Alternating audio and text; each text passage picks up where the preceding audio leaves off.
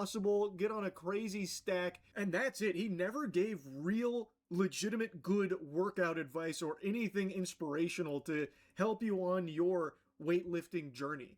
That, like, he is neither of those things. He is just one of those con men, just a snake oil salesman that is trying to convince, like, really gullible, desperate men that if they give tons of clams to him, he'll unlock their third eye, enlighten them, the secrets to finding infinite money glitch somewhere in the world, and that women will be attracted to them instantly overnight.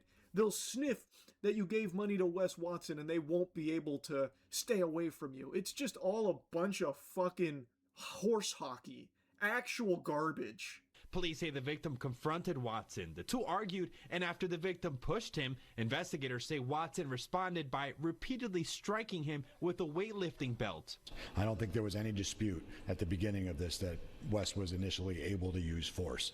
The tricky Oh, hello guys and gals, me Mutahar, and you know what, man? Things may be looking dire. That video game crash is happening, but you know what? I think that this is actually a pretty good situation in some capacity, right?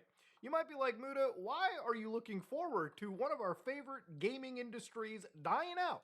Now, I'm not the kind of person that looks at something like Xbox getting rid of 3,000 fucking jobs, and the fact that my physical PlayStation discs are not making it past 2028 for crying out loud.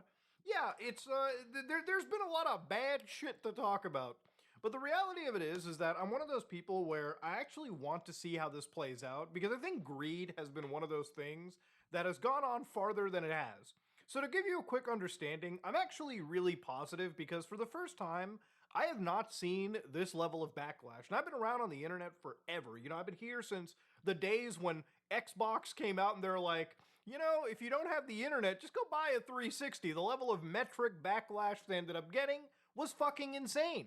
You know, I've been here for all of the greats that have been playing out. But basically, ever since Sony has said that they're not going to make discs anymore, bro, the cyberbullying that I've been seeing on the internet is fucking paramount.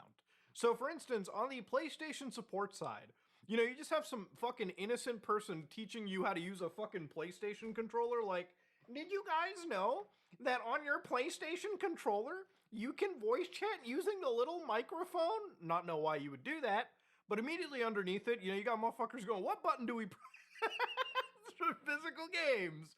Play has no discs. I mean, we've even got the AI slop grok army fighting against us with AI generated posters. Personally, I love this image quite a lot. Fuck Sony. Very simple, very easy to come across, and it's all those discs that we've grown to love, enjoy, and buy. You know, it's interesting that companies like Sony have gone on to do this, and you might be like, well, what has been the backlash even beyond this, right? Has there been anything going on beyond just memes? Now, me personally, I didn't know that I had the PlayStation Plus Essentials, like the cheapest version. You know, it's one of those things where, like subscriptions, I tend to forget if I actually was subscribed. So under my PlayStation, I actually saw that I had something on for like I think it was like a $12 auto renewal, turned it off.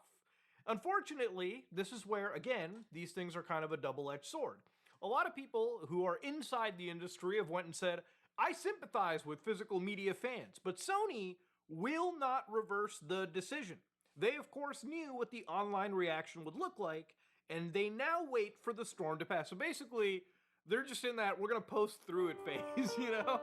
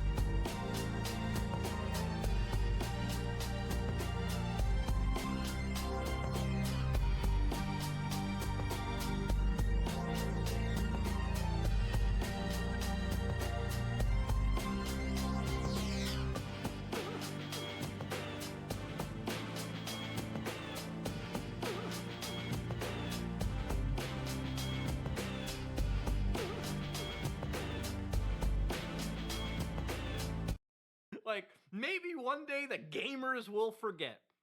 And unfortunately, I don't want to be the bearer of bad news, but I think a lot of normie gamers really just don't give a fuck. And at the end of the day, they're the lion's share of the people that Sony is selling to. So for instance, this is somebody that brings up the fact that Sony has 120 million active PlayStation users. Around 50 million subscribe to PlayStation Plus to, play games online with friends, which is one of the things that I had briefly done with PlayStation, right? The few games that I do play with some of my buddies online, I can't play with them on PlayStation. I can play free-to-play stuff because that's not under the same umbrella rules. But yeah, there's a lot of people that pay monthly for PlayStation. As a thought experiment, let's say 500,000 people cancel in protest. That would be just 1% of that business gone. And it really wouldn't be enough for Sony and unfortunately the investors to care. One thing that has sort of come out of this, and again, ever since this whole story broke, you would think all this drama would be financially negative to Sony. Unfortunately, in a lot of cases, the situation went viral on the train. This is the censored version, absolutely crazy. Is this the thing about her shitting on the train? Let me see if I can find this. Yes, it is. Context. As America celebrated its 250th birthday, white nationalists from the group known as Patriot Front marched down the streets of Washington, D.C. According to the Southern Poverty Law Center, Patriot Front is a hate group. They arrived in Washington by train, surrounding everyday Americans just trying. What if your frying pan was made of salt? Would everything you cook be perfectly salty? You see, I saw this video where a guy made a fork out of salt, and it worked pretty well. But I want something that can season hundreds of steaks, not just one. The fork was also really fragile and pretty gross to share. But a solid salt pan should fix all of those issues, all while conveniently seasoning my steaks to perfection. I'm also going to try making a concrete pan because it seems like it shouldn't work, but I can't think of any reason why it won't. Oh no, oh no. Oh, yeah. Tastes like Himalayan rock salt. So how am I going to make this? Well, I recently found out that if you get salt hot enough, you can actually cast it like it's metal. In theory, I should be able to cast a salt pan, so I need some salt, and a lot of it. Something came in the mail today. Ooh, look at that.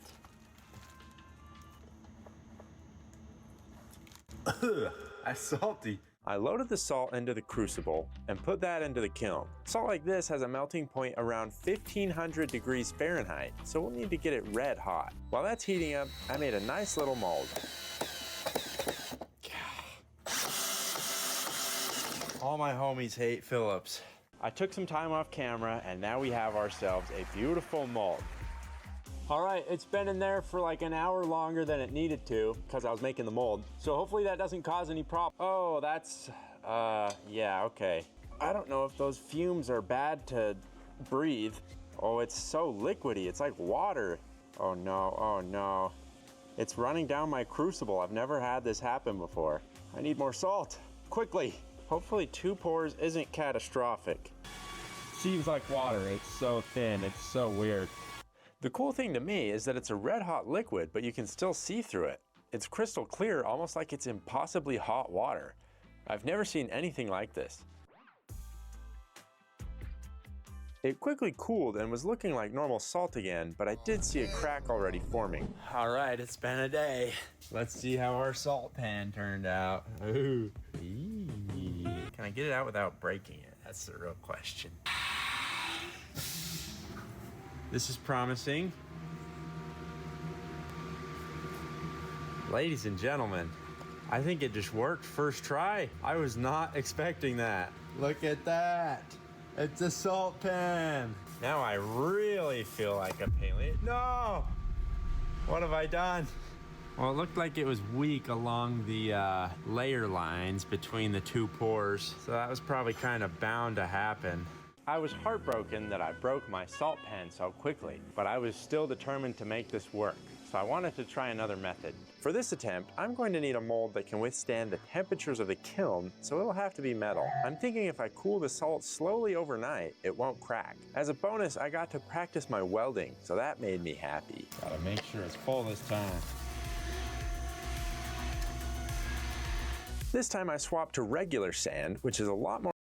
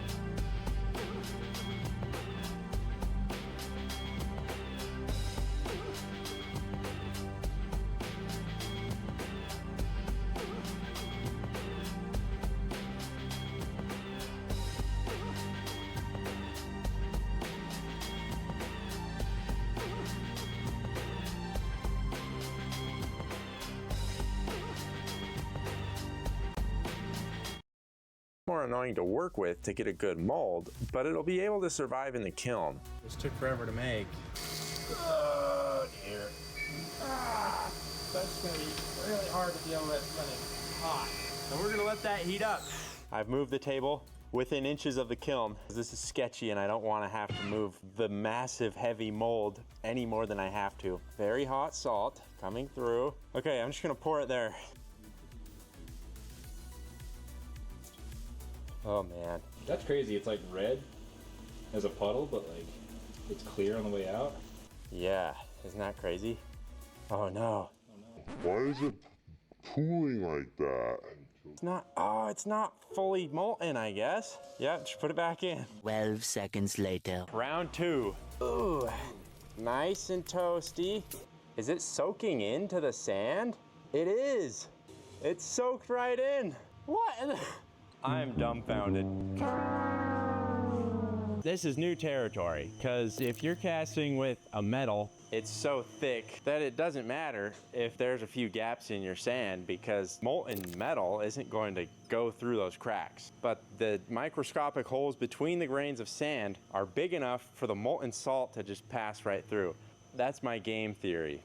Oh man, I need a break from all that. I just feel like going fishing. And I can fish anytime I want on Fishing Clash. Oh, I got a new lure. Let's cast it. Oh, boss fight. Come on. I'm tapping for all I'm worth. Oh, come on. We got him. I like that you can pick it up for a few minutes at a time and you don't have to actually know how to fish to be able to play it. What makes it fun for me is the progression. You start out with some basic gear and a basic fishing location, but the more rods and lures you can get new fish. You can even upgrade your gear to catch bigger and better fish, which I think is epic. There's over 70 places to go fishing, which is way more than I'm ever gonna need, but each place has 40 different fish you can catch. Playing this game makes me feel like I'm Jeremy Wade looking for some river monsters. So download Fishing Clash using our link in the description or the QR code on screen and use code WATERJET for a boost worth $20. And thanks to Fishing Clash for sponsoring this video. The salt just kind of soaked in there and that was it. It was so solid I had to break out the chisel. It's like shiny. I think it's salty sand. There's only one way to find out. It is salty and gritty. Did someone say gritty? I say right foot creep. Ooh. I've got one last idea that I think will work, but we will need some more casting sand. So while that's shipping, let's get started on something else. This salt pan is proving to be super brittle and finicky, so I want to try something that's the complete opposite. Something that will last for generations. Something indestructible. You know what I'm talking about. That's concrete, baby. I went to a special store that had high temperature concrete, and boy howdy did they have some. I was going to make a mold and then realized I could just buy 2 cast iron pans and use those. I got out my wire dispenser and got some wire that I'll use for rebar. Also, some foil will help make the pan non-stick. This is the good stuff. Trust me, it's good. Then it was time to mix the concrete. Didn't come with instructions, so we're just gonna eyeball this. Oh! Yeah, that was way too much. Then I scooped it into the pan and used a sawzall with no blade to level it all out. In goes our rebar, then the top pan, and finally the concrete for the sides. I realized I forgot to add a handle, so I'll put some reinforcing wire in there and add some cardboard as a mold. 2 scoops of concrete and I'll pat it down nicely and we've got ourselves a handle. Now we can let that cure overnight. For this third attempt, I'm going to try the same thing as the last time, but use casting sand instead. It will likely burn in the process, but it should still work. Let's see if it's on fire. It might light on fire as soon as I open this. Oh, yeah. Don't mind the flames. Don't breathe this either. All right, here we go. I think that's enough. Okay, back in, yeah, there you go. Yeah, let's just leave it in there.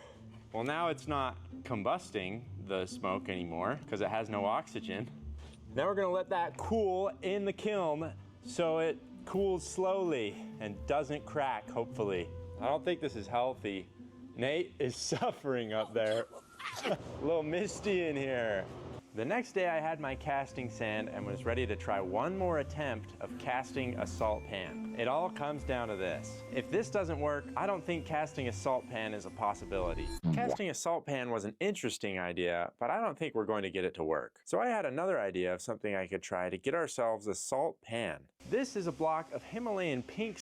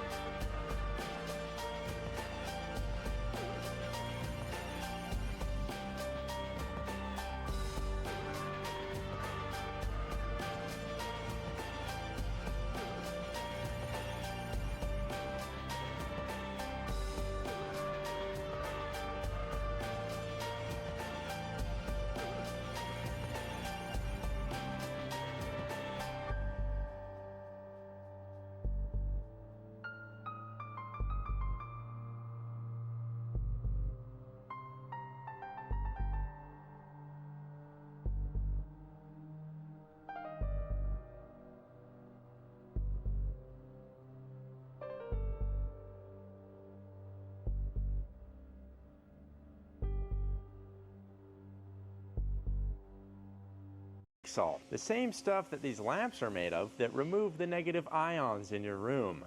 I started with a normal grinding disc, but it was going a little slow, so I threw on a diamond cutoff wheel and it was a lot faster. I just started cutting out sections of the salt and it was working pretty well. The salt was actually really nice to work with because it's relatively soft, so pretty quickly I had my basic pan shape cut out.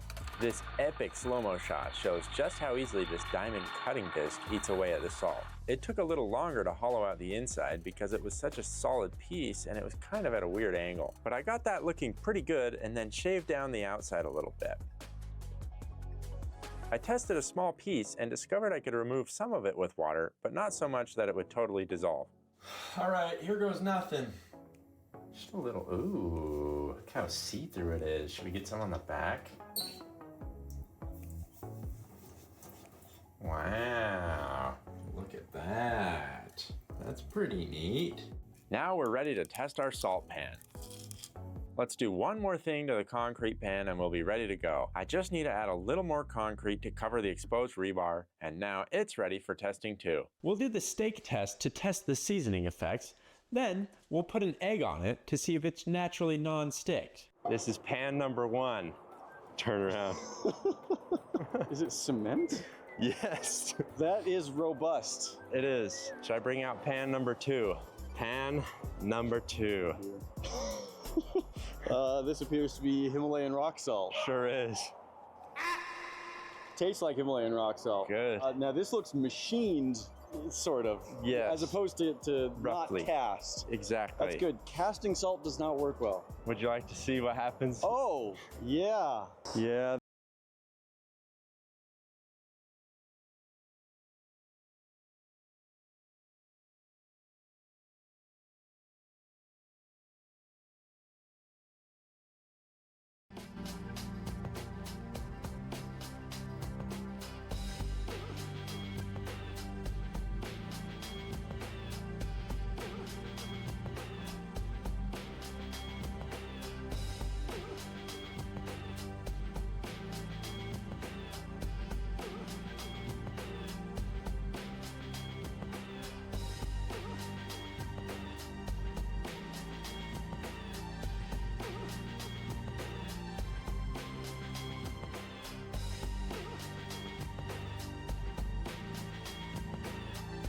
That's pretty much my experience casting salt. It has almost no... Yeah. Yeah, that's pretty much my experience casting salt. It has almost no structural integrity. Yeah, the graphite leaks into the salt. Ah. And it turns that gross color. Ah. I've done that. See, this guy knows a thing or two. Would you like to try a steak cooked on a salt pan? You know, I think I would. A little bit of sizzle. That's good.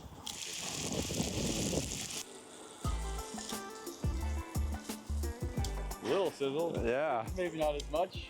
Oh, look at this. We're getting some browning on the salt pan. All right. We're not gonna put any seasoning on them so we can actually tell if the salt pan does something.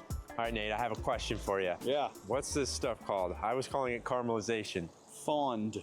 Wow, I'm fond of that. Ha. Let's see how this looks. This is the big moment That's a good here. sound. Ooh. Okay, okay. Look at that. It's cooking. Okay, that's looking good. Pretty similar. Time for the concrete pan. Okay. It's cooking. It's because it's high temperature concrete, that's why. Ah. Interesting results here. We have salt on the top left, concrete on the top right, control on the bottom. Definitely more of a sear here on the control. But how does it taste? The true question. Nate has a whole collection here. Stainless steel Damascus with a stone handle.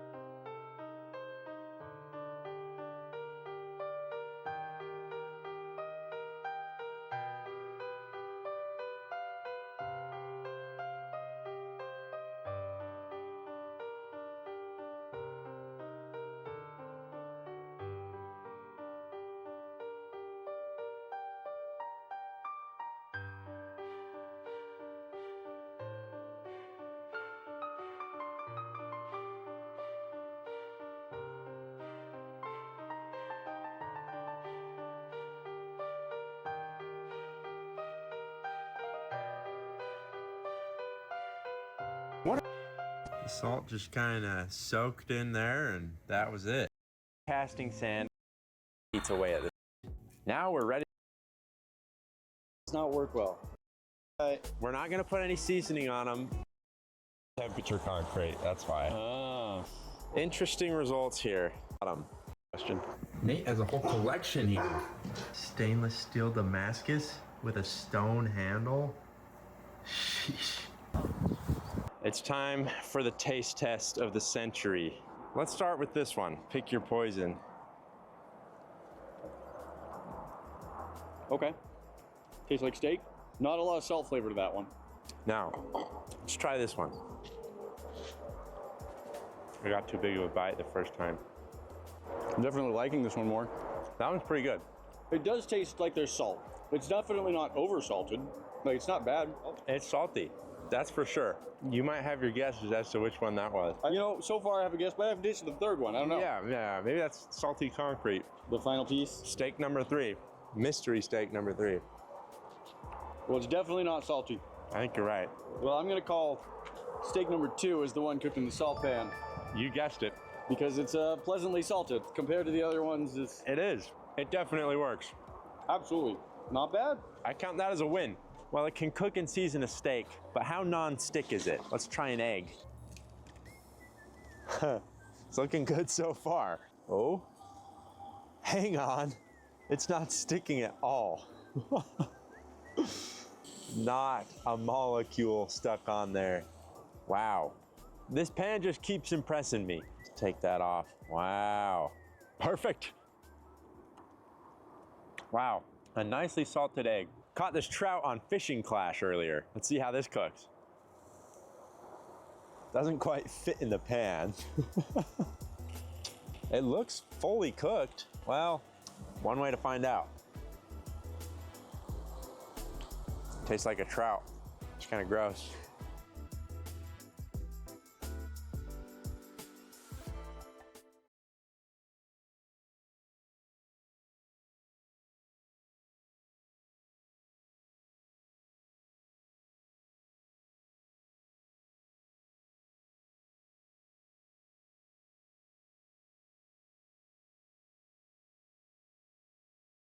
A group of physicists just found a way to overcome one of the biggest limitations of quantum physics. So big it's a theorem, the no-cloning theorem. This means that contrary to what we thought, quantum information can be copied. That's quite something. Have physicists just been wrong for half a century? Will this finally make quantum computers work? Let's have a look. When I can't sleep at night, and that's happened a lot recently, I wonder whether Captain Kirk dies when he goes through the teleporter. One way to think about what the teleporter does is to convert Kirk into pure information, send this information elsewhere, and reassemble him. The other way is that the teleporter just reads the information, destroys the original, and then rebuilds a copy elsewhere. Except that quantum physics has what's called the no-cloning theorem that says you can't copy a quantum state without destroying the original. And since everything is ultimately quantum information, including you and I, doesn't this mean that there is only ever one real Kirk? And as a corollary, you can't back up yourself onto a computer. Which is unfortunate because I'd like a restore point before I read the comments section. In case that didn't already give you a headache, a group of physicists just reported they found a way around the no-cloning theorem. It's probably the most basic theorem of quantum physics, but it's one of the reasons why it's so hard to make quantum computers work. It says that you can't duplicate quantum states, and this means that the most obvious way to prevent errors, just make several copies and do the same calculation on all of them, doesn't work on a quantum computer. You have to do something more difficult. The no-cloning theorem was first proved in the early 1980s, so it's somewhat of a latecomer in the history of quantum physics. It's fairly easy to understand.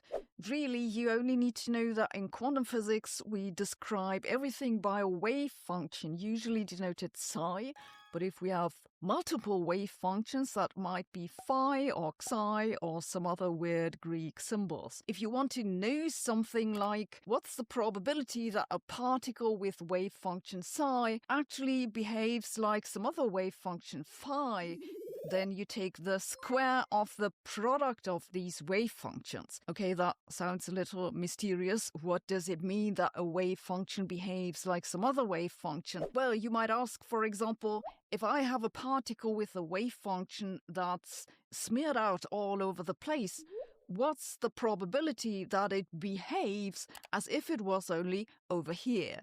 You do this by taking the product of the wave functions and then taking the absolute square. But in particular, the probability that psi behaves like itself is 1. So the absolute square of any wave function is 1. If you wanted to clone a wave function, you'd need a sort of cloning apparatus into which you shove a wave function and an empty slot that I'll call 0, and out comes the wave function, and the previously empty slot is now the same wave function.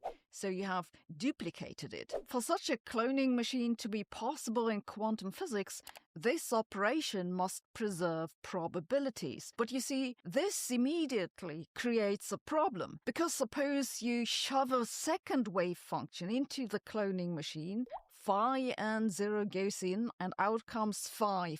Now, this operation must preserve all probabilities, in particular that of the psi 0 to appear like phi 0. That must still be the same after the cloning, but 0 is just 1. So this means that phi psi is equal to phi psi square, and this just is not the case for most states. This means the copy machine can't exist. The authors of the new paper now say that there is a clever workaround for this. They show that, contrary to what we thought all along, that one can make perfect copies of an unknown quantum state of, say, a quantum bit, a qubit. One just has to make sure that one can only ever read out one of the copies. And this isn't just maths. They actually showed that this worked.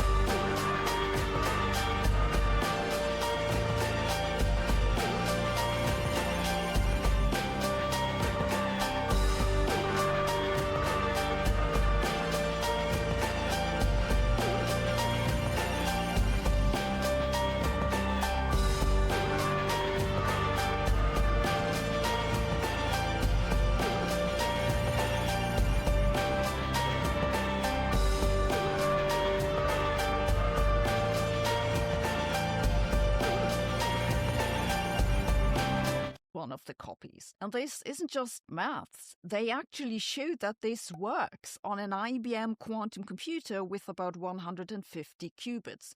They showed that indeed it works despite the hardware noise. So let me be clear. It's not that they found a mistake in the no-cloning theorem. Rather, they demonstrated both mathematically and experimentally that it isn't as restrictive as we thought it is. I give this paper a 0 out of 10 on the bullshit meter. They ticked all the boxes. Good maths, good experiment, good interpretation.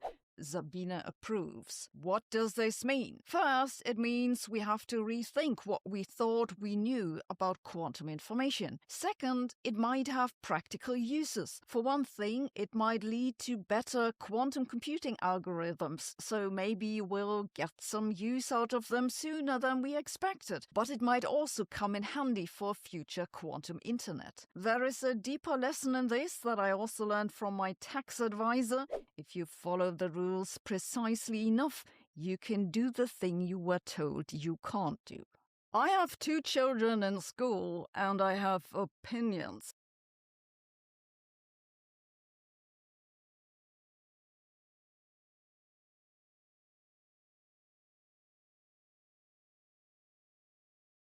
Physicists may have found the origin of gravity, and that would finally explain why gravity is different from the other forces of nature.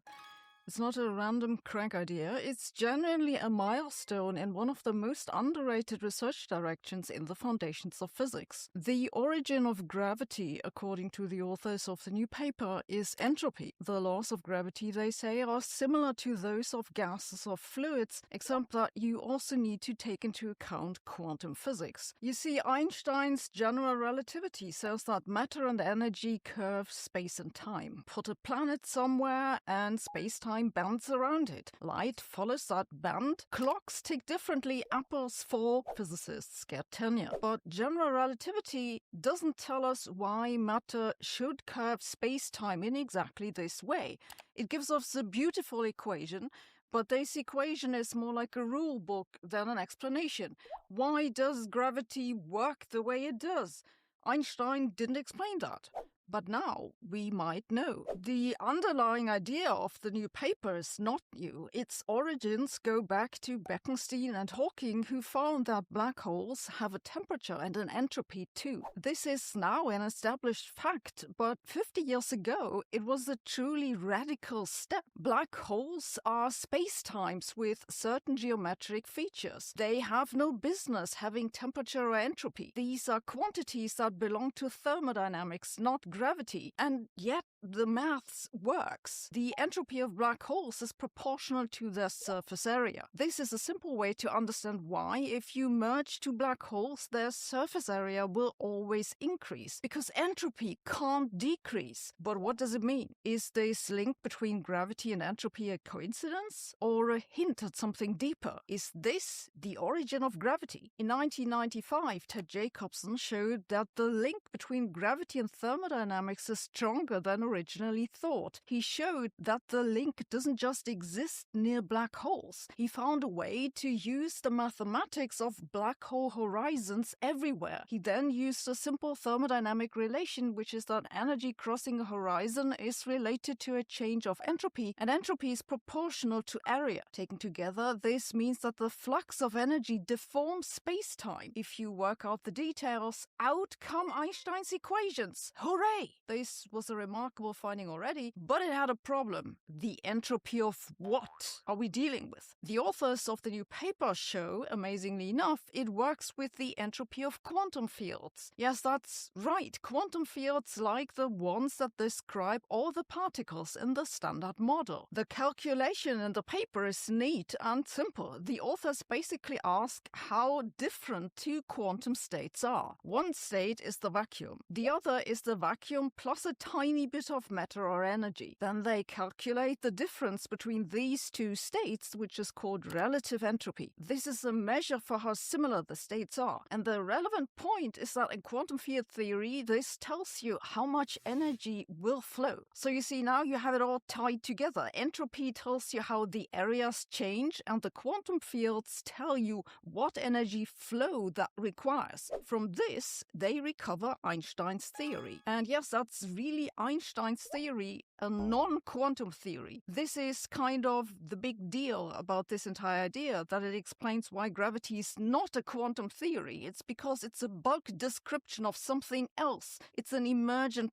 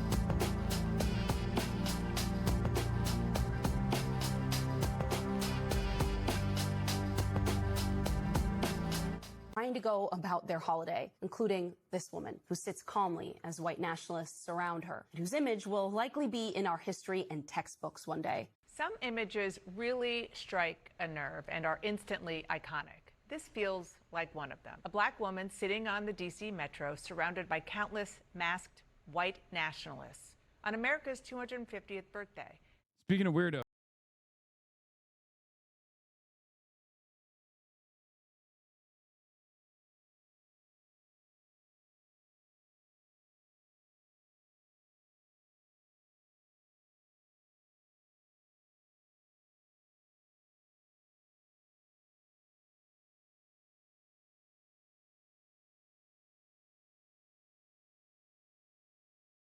Members of the group Patriot Front ride the metro as commuter looks on during the 250th anniversary of U.S. independence. This is, I mean, you know, America. There it is. A bunch of fucking... So basically, the woman who was revealed, remember, like, they posted that photo? Like, you know, it's like, oh my God, she's so scared. It's been revealed that the black woman that the Democrats put on the pedestal for bravely riding a train with Patriot Front members were engaging in indecent exposure on the train moments before the photo was taken and has a lengthy arrest record. She's pulling her pants down.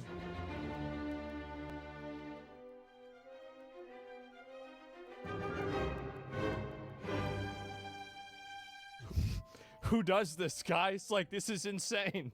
Can you even make this shit up? It's just so disgusting and weird, man. This one shows the original viral picture better. Yeah, this was the original photo.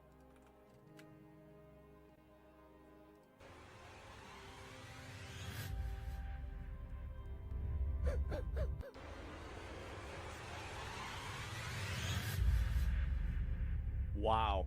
Democrats always picking winners. It's actually crazy. Like, imagine thinking this is your new Rosa Parks icon, and then video comes out that she's pulling her pants down and trying to shit on the train station 10 minutes before the picture was taken. It's so fucking embarrassing. How do you keep doing this to yourself? Can't make this up? Well, anyway, I think that it's really going to show this is the safest subway car that she's ever been in her life. And she's sitting in her fucking seat like a good girl and not pulling her pants down and shitting on the floor. Whose image will likely be in our history and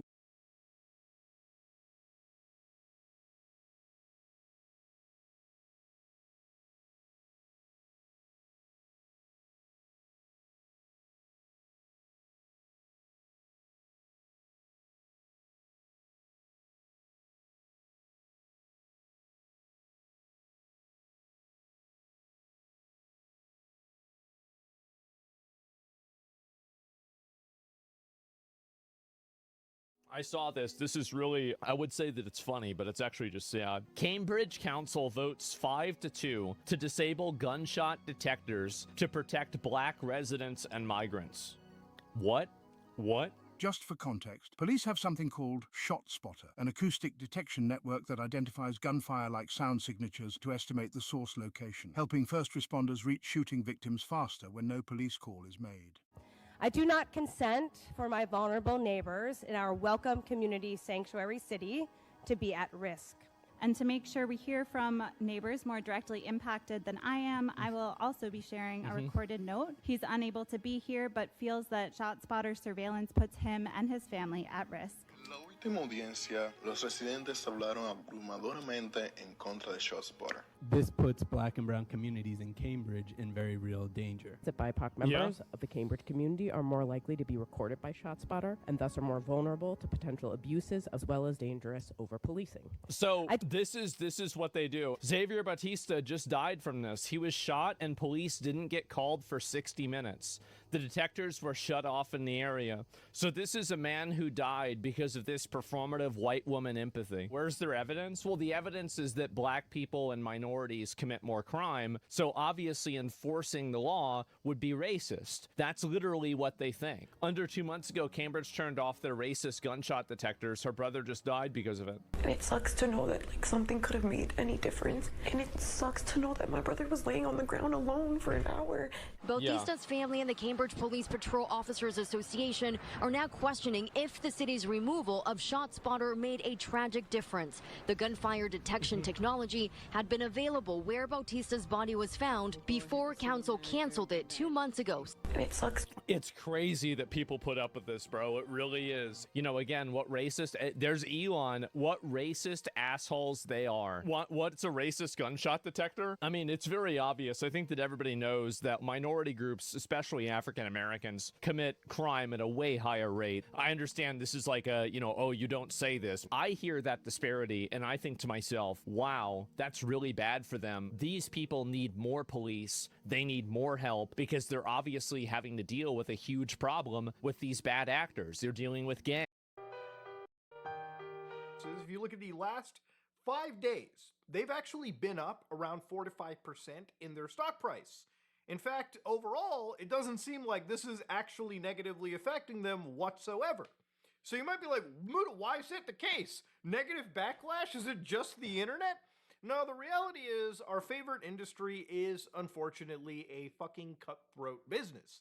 And for a lot of people that have invested in this business, when they see Rockstar Games going fully digital, PlayStation going fully digital, and $100 like price tag for a video game, that gets people's fucking dicks completely erect. Does more work than Blue Chew or Viagra or any of those goddamn pills, right?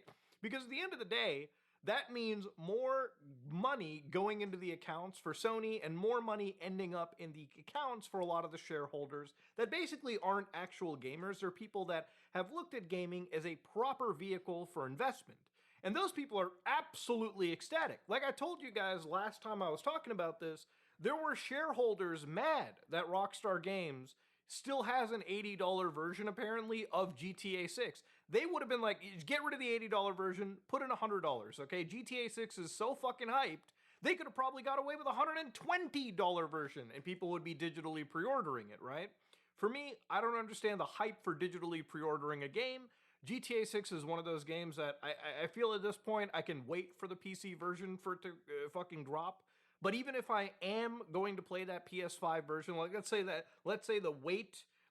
that game is like 100 on Metacritic and every one of my boys is on there, the fact that it's digitally available still doesn't give me an incentive to pre-order the game, because what are they going to do, run out of fucking digital copies? Like if tomorrow I get an email, by the way, the digital downloads are running low, you might want to pre-order, I think I would probably ask how we in society have managed to fucking make a digital download a limited resource. Like, it makes no sense. Physical media makes sense if you're pre-ordering, because it's like, maybe they will run out of fucking copies that day. It's a possibility. We've even had it with banger games this generation, right? Like, what was it, Expedition 33? I wanted to go get that game physically. It wasn't really on my radar. By the time I was interested, they fucking ran out of discs at the store. So yeah, it's one of those things where obviously, listen, in a digital future, I don't understand the people that are already giving the $60 to the company, especially even in GTA 6's case. Like, I'm hyped for the game, but you haven't even seen like a gameplay trailer yet, right? Like, you can kind of hold off. I mean, even the pre-order bonuses, dog, you will get them like a week before, the game comes out. You could literally wait a week before, charge your credit card, and still be in the same situation as somebody who's pre-ordered now. But anyways, this ain't the fucking pre-order digital games like rant, okay? This is the talk about the gaming industry. And, where, again, the positivity for it kind of comes out, because ultimately, at the end of the day, people are waking up. Now, one of the pieces of misinformation that I kind of saw floating around was that apparently one of these Sony executives ended up trading like 54% of their shares. They just ended up selling that shit off like 2 days after this whole digital disc drama. So here is Totoki Hiroki's like actual SEC filing form. And the reason I'm showing this to you guys is that at the end of the day, yes, this is an individual that sold 225,000 shares at the price of $21, something around, I think, like $4.7 million.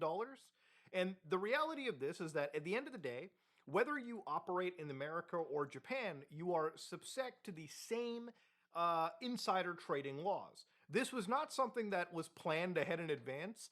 If anything, these CEOs or insiders usually plan these stock liquidations like months in advance, according to a very regulated trading plan.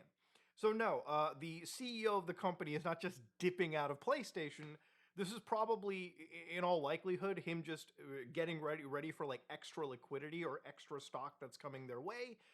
Really, this doesn't say anything. It happens all the fucking time, right? The reason I know this is I've followed a lot of financial scams in my time on this platform, okay? I know when people are gaming the stock system, and I know when people are just doing what is generally insider trading anyways. So ultimately, at the end of the day, no, this is not Sony finding ways to leave, or at least their top leadership leaving the industry, right? This is something that you would see regardless every step of the way.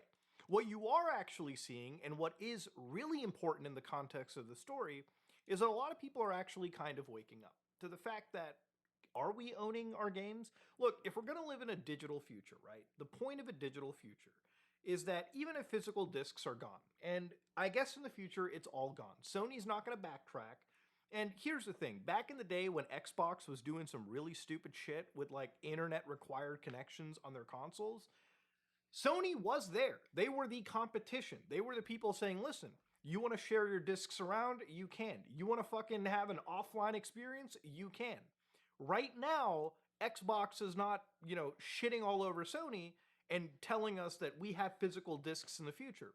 What Sony has done is something that Xbox has already done, okay? The reality of it is our physical media is unfortunately a thing of the past. As much as I hate it, it's a thing of the past.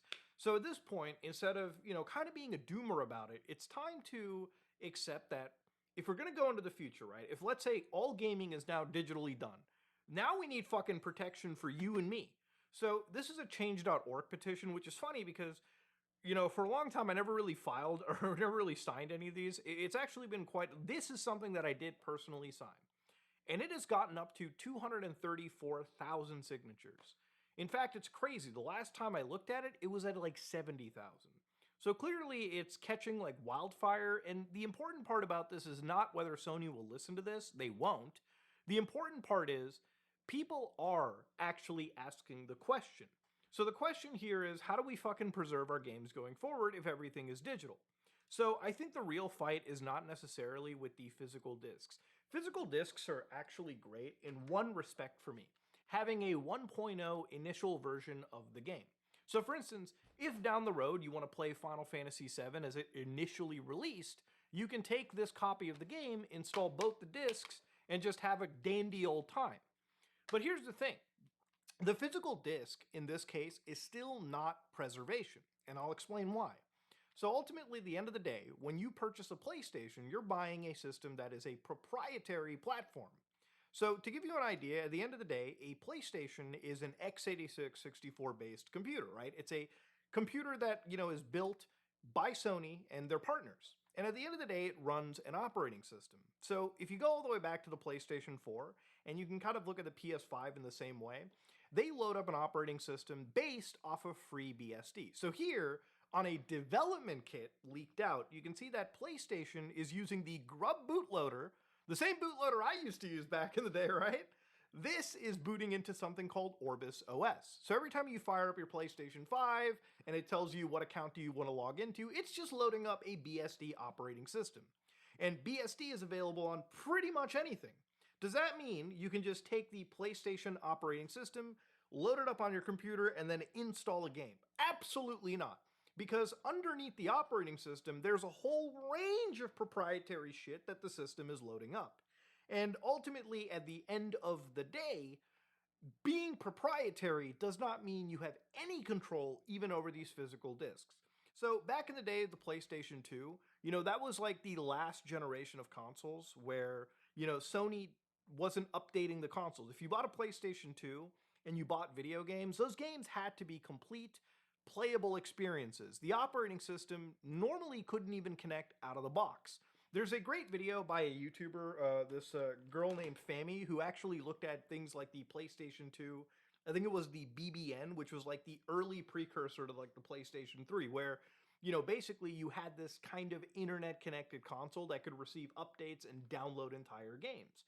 Back in the PlayStation 2 era, you literally purchased a box, and if you kept care of that, like I did, your PlayStation 2 probably still works to this day. And those discs work just fine. The difference now is with the PlayStation 3, 4, and 5, these are systems that, in their respective generations, all other consoles as well, shipped with, system updates, firmware updates, yada, yada, yada. PlayStation 5, let's say, for instance, Sony at the end of this year says, we're going to patch PlayStation 5 and say, you can't play, let's say some of your old disc games. Let's say that they sent out an update in November, right? Or actually, better case, let's say they sent out an update in September this year. And that update says, okay, we're going to block this so-and-so game from launching on your system. Let's say, for argument's sake, they say, we're going to block Silent Hill 2 disc version from running on your actual system. Now, would that be illegal? I would imagine so. I mean, I'm sure you could take Sony to court over it, but let's say that they push an update that says, we're going to block you from playing Silent Hill 2 or basically whatever game. Now, you as a user can say, okay, I'm not going to update my PlayStation, right? Like, I'm not going to go through that process, so I should be fine. And in theory, you can just leave your PlayStation 5 completely offline, no auto updates, disconnect from the internet, and you can keep it in stasis. But then what happens in the future, right? What happens if you want to play something like Grand Theft Auto 6? Well, that game comes out in November. So when GTA 6 drops, you have to be connected to PlayStation Network to download it. And in order to do that, you have to update your system. So you see what I'm getting at, right? You have no control over that system. You have no control over that hardware. That hardware can impose whatever restrictions it wants. And unless you're comfortable with giving up, playing something in the future on the hardware that you own, there's really almost nothing you can do about it. And at the end of the day, the crux there is not, the physical disk, it's something called DRM. Now on computers, we also have DRM. We have DRM to the point that some gamers probably know of something known as de novo. We all don't like de novo, but unfortunately it was a part on a lot of PC games. For instance, this game, Doom, has de novo anti-tamper. Actually, it was removed today from the game. So meaning that if you are somebody that wants to preserve Doom, there is nothing stopping you from just downloading it off Steam and now copying this game over to a hard drive. I'll actually walk you through it. A lot of people have this misconception that Steam games are only playable underneath Steam. That is true for a lot of games, actually. But in case you're playing something like this where, Routine is this horror game, wish I could put more time into it, but unfortunately I didn't have more than an hour or two and something came up. And anyways, let's say I want to play this game without Steam, right? Now I can go to the actual game files here, and since I have those game files stored on my system, my actual drive, you can see that the actual launcher for the game is routine.exe. So to show you how this stuff works, I'm going to fire this game up without Steam. So because I'm on Linux, I'm going to use this prefix and I'm just going to tell it to run, routine underneath. Now this prefix doesn't have, like Steam installed underneath it. The only reason I'm going through this route is to basically run the game as if I never had Steam installed. I don't have anything of that nature. So right over here, you can see that I got routine.exe. Now I can launch this program, and basically what'll happen is in a few minutes, it'll actually just launch the game right here. So you can see literally without Steam, you can even see in the same frame that Steam has not detected the game has launched, but I have launched the game right over here, separately away from Steam. So the DRM wasn't present, and I can basically possess this game. I can share this file with another computer. I can send these files to, I don't know, my brother, for instance, and he can play the game himself. But at the end of the day, I now own this game. Unfortunately, with PlayStation, with Xbox, we're not at that same level, okay? Without their license checks, without us being on good graces with them, you lose access to effectively your entire digital library if these companies want that. And that's something that I feel gamers should kind of wake up to and realize that, listen, if we're going to go into this future, look, the physical fight is important, and I want physical discs to stay around. If Sony keeps physical discs for PlayStation 6 and beyond, I might be incentivized to buy a PlayStation 6 and still put money into that ecosystem. But now we realize the ecosystem is closed, and the only way to achieve actual ownership and peace in the digital world we live in is to get rid of this DRM stuff and make it so that we own what we buy. There has to be two things. They can't take away the content away from us, and they can't just revoke us. When you give somebody your $60 for a game, you should be allowed to basically own it forever. One thing that I find important with discs, like I said earlier, was that 1.0 version, right? It's one of the reasons why even a game that I really love, Cyberpunk 2077, if I was to go to GOG, which is primarily how I enjoy and purchase the game, I can download all of these files and keep the game on my system forever. I can make my own Blu-ray physical copy. But you see, something interesting about this is, even though that I bought the game digitally, you can see that I don't have access to 1.0. The furthest back I can go is 1.63, but you can see that there is a point in this entire situation where I can't access the original game as it released. And that's something you unfortunately can only do via the physical copy. Now you might be like, who the fuck wants to play Cyberpunk 1.0? It's not that who wants to play it, is that you had the opportunity to, and now unfortunately it's now normalized to rip that away from you. And that's not something that I'm entirely okay with, obviously. But I think going forward, listen, if we're going to be gaming, we need to make it so that we actually own the shit that we buy. That's important. And one of the reasons why, again, I'm on PC, and I guess it's the only path that makes sense going forward, is that at least the PC is an open platform, you know? You can build whatever computer you want, shitty computers, really great computers, and as long as you install Windows or Linux onto your system, you can just download whatever launcher you want, download your games, and in many cases, those games don't have DRM. Those are games that once you buy them, those files on your computer can be run without anybody else. You know, we used to, back in the day, have the ability to purchase Windows XP on a disk, and, you know, provided we had a 25-character code, didn't need to connect to any online servers to install your operating system. In some cases, you can still do this with some flavors of Linux, right? Like if you download like Fedora Server, and not the workstation which I use, you can download certain versions of Linux and still have like offline installable media, right? But that's the thing. We are shifting towards a world where a lot of these companies want you to have digital ownership, but it has to be tightly controlled in their walled gardens. And that's not something I, nor you, nor anyone should feel comfortable with, okay? And I think to tie it all back to how I started this video gaming is reaching a crash point. We're gonna crash. Video games are coming to at least this AAA industry is coming to a crash because of their hyper monetization, because eventually people who, you know, now are realizing that, listen, I don't really own what I buy.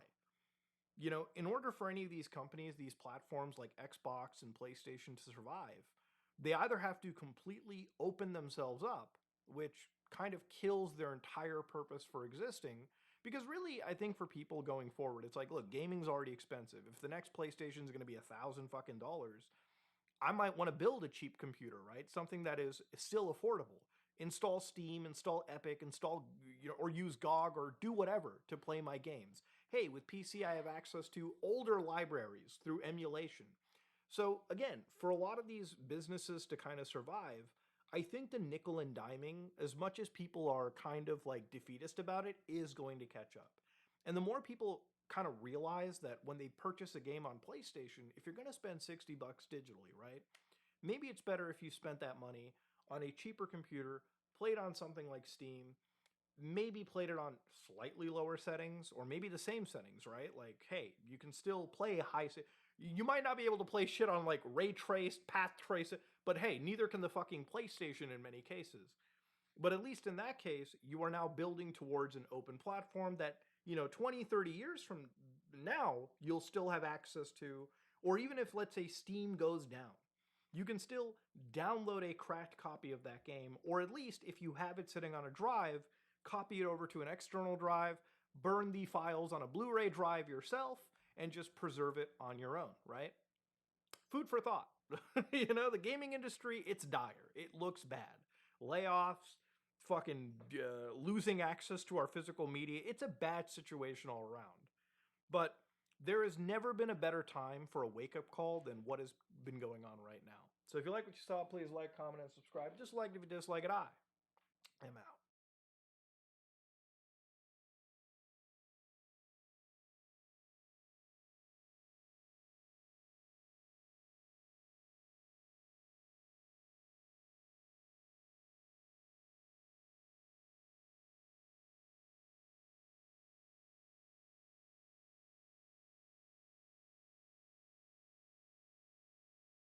Do you remember whenever everyone was crashing out and they were saying, oh my God, I can't believe Trump capitulated to Iran. I can't believe Trump lost to Iran. Iran is playing Trump. We lost the war. And I said, guys, do you really actually think it's over? Are you this stupid to think that they're not going to do it again? And everybody's like, no, they're not going to do it again. They're going to listen. Everybody's going to be organized. Well, it turns out I was right again. So anyway, U.S. officials say Iran has struck 2 commercial vessels in the Strait of Hormuz. So this is the exact same thing that happened. And let me see here. This is it's a 3rd commercial ship. And so these aren't, by the way, these are not military ships. These are not, this isn't some kind of, guns or bombs. This is like, I don't know, rice or oil or something like that, right? So Trump's delusional at best. Well, I don't know I don't really know what they're doing. I have no idea what their plan is. And tell Donald Trump to stop playing with his food. Well, yeah, I don't know. Why would you take a day off? Yeah, this did happen, by the way. All of this happened on my day off. All of this happened. I didn't mean to do this. I'm sorry. It's a very interesting question. So here it is. Let's listen to him talk. To me, I think it's over. I don't want to deal with them, with their scum. You know what scum is? It's a very interesting question. To me, I think it's over. I don't want to deal with them anymore. They're scum. You know what scum is? They're scum. They're sick people. They're led by sick people. And they're vicious, violent people. And if they had a nuclear weapon, they'd use it. As far as I'm concerned, it's over. I'll speak to our negotiators. They want to negotiate. They're good people. Steve Witkoff, Jared Kushner. But they have to come back. As far as I'm concerned, it's just a waste of time dealing with them. They're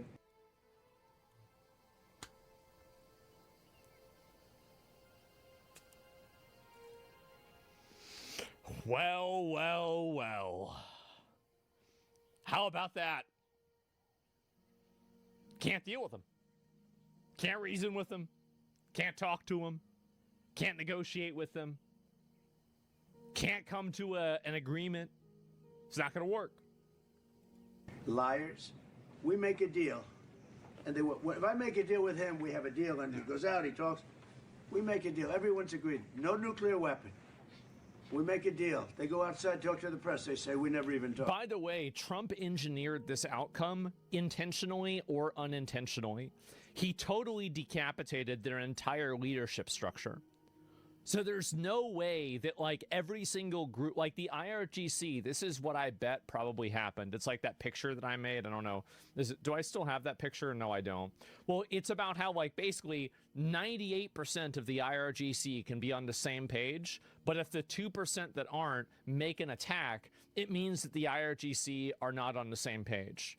And that's really the issue. And so this was a foregone conclusion the moment that he killed all their leadership. Now, in my opinion, I think this would have happened regardless, because they're just liars and cheats anyway. So it doesn't, like, it wouldn't have made a difference either way. But this was engineered to fail. Talked about it. There's something wrong with them. They're cuckoo. As far as I'm concerned, it's over. Cuckoo. So are we definitely talks won't resume after we get through the funeral proceedings? Does this mean that talks with Iran will not resume? I don't care. They can talk, but I think they're wasting their time. They're a bunch of lying guys. I do my whole life. That's all I do is deals. My whole life that's how I became president. I guess that's a deal too, right? But I made a lot of money. I had a lot of great success, tremendous success. Everything I did, I was successful. And I deal with these guys, and I say this is from a different school. They're liars, they're cheats, they're sick people, they've hurt their people, they killed. So why are they alive? Like, yeah, okay. Why are they alive then? What are you doing? Like, what are you waiting for them to prove you right again? How long is this gonna take? Optics for sure. The optics are that he looks like an asshole right now. 54,000 people as of now that were protesting. You know, when people say, how come they haven't taken over? In a theoretical world, I'm not saying this is likely to happen. I'm talking about theoreticals. If there is a theoretical world where Trump engaged in a campaign that was the brutal and savage slaughter of every single Iranian official, and this led to the complete surrender of the IRGC because they literally just ran out of leaders that are willing to die, and they surrendered, the chance of the Republicans winning the midterms would double. It would double, if not be for sure. That's the truth. Because at the end of the day, it's the same thing as with Maduro. If we had gone out and we had tried to get Maduro and we had failed to capture Maduro, everybody would have said this was a horrible idea. You should have never done this. You're so wrong. You're so stupid. Trump's a piece of shit. We need to impeach him again, and he's a fucking moron. But because we captured Maduro, and we did so flawlessly, and the accounts from it were even more fucking scary than anything else, guess what? Everybody was like, wow, that was really good. That's it. Imagine if you do what you're saying. Well, yeah, exactly. Do you think speaking the truth can win an election? I don't care about that. Like, what I'm saying is that if you are able to deliver the victory, that will matter more than any other optic that there is. Because your optics, you have to keep in mind that optics are just bullshit. It doesn't matter. And so, like, you're never going to get people that think that you are a dictator, you're the next Hitler or something like that. You're never going to get those people on your side. You're never going to get the Islamic identitarian people on your side. So what else can you do? Well, you can motivate the people that are on your side to be more on your side and to vote more. I think the DSA does this really well. The DSA doesn't try to cast a really wide net, but the people who they do have work really, really hard. It's like Xerxes' army, which is the fucking Democrats, and the 300, which is the DSA. The DSA are much more smaller in number, but they're effectively way more powerful because of how hard they work and how concerted they are. And I think that matters. Winning boosts morale. Exactly. It's zealotry. Well, whatever you call it, whatever you want, it works. So that's my opinion, right? Is that, like, nothing is worse optics than losing. And every day that we are in Iran, we are losing. Every day that we are engaging with these people and we don't come down on, every day that there are the same foreign ministers, the same representatives, the same people from Iran that are representing the government over for months. Like, how are you, like, what do you mean? Why are we allowing this person to exist? What are we doing? And so that's the problem that I have. That's what I think. Just nuke them? Well, you shouldn't nuke them. That's stupid. Like, I mean, like, why would you nuke them when 80% of the population hates their government? Most of the people there hate the government. Like, that's why the government had to shut down the internet and kill them. Like, there's no reason to do that. It's pointless. They can't take over because they're dead. They killed them. Nobody's going to take over. They have no guns, and the other side has machine guns. Yeah. And they're killing them. The press doesn't report it. But they're bad people. They're bad people. And frankly, I don't want to waste my time with them. Now, I'll let our wonderful negotiators keep talking if they want, but I don't see it. I don't like these people. You know that? I like him. I like the leaders. I think all of these leaders. Great. And they're I think they didn't treat the United States fairly for many years, but that's okay. But they're sane, rational, good people. Most of them. I don't like a couple of them, to be honest with you. But there are a couple. How are you supposed to defeat them? Send them our ground troops? I'm going to pull you up. I'm going to explain the concept, okay? Do you think that we have the technology to find out where these people live? Like, that's the first question that I have. Do you think that we have the technology to find out where any of these leadership people live?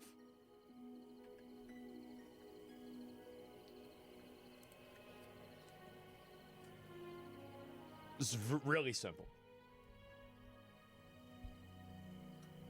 Absolutely. What should you do with that information?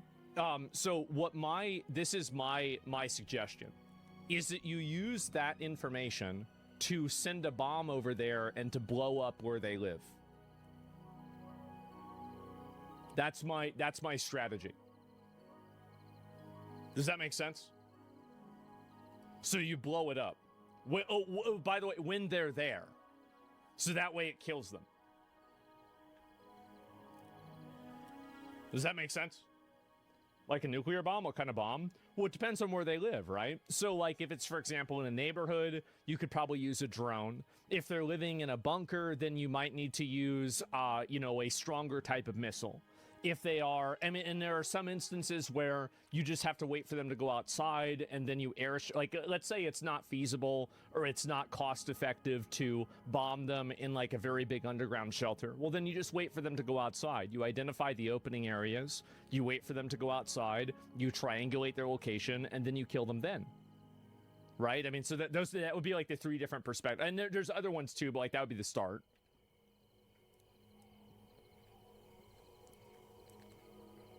How's it any different than what we've already done? I'm trying to get the logistics how you do this. Why are the same people representing Iran 3 months later? Like we know these are the same people because I see them on television. I see them on the internet. Why are they there?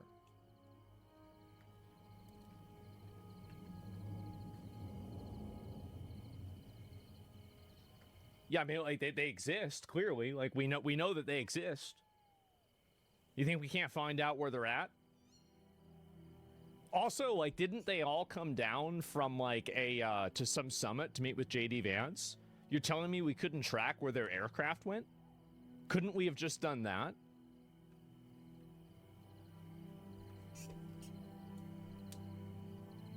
Don't you think they built the decentralized command system? It's very hard to even understand who's in charge. Yeah, I think that's true. I thought we already killed a bunch of their people, so you have to continue to do the same thing that we've already done, right? Yeah. Yes, that's correct. Japan surrendered after the second nuclear bomb, not the first.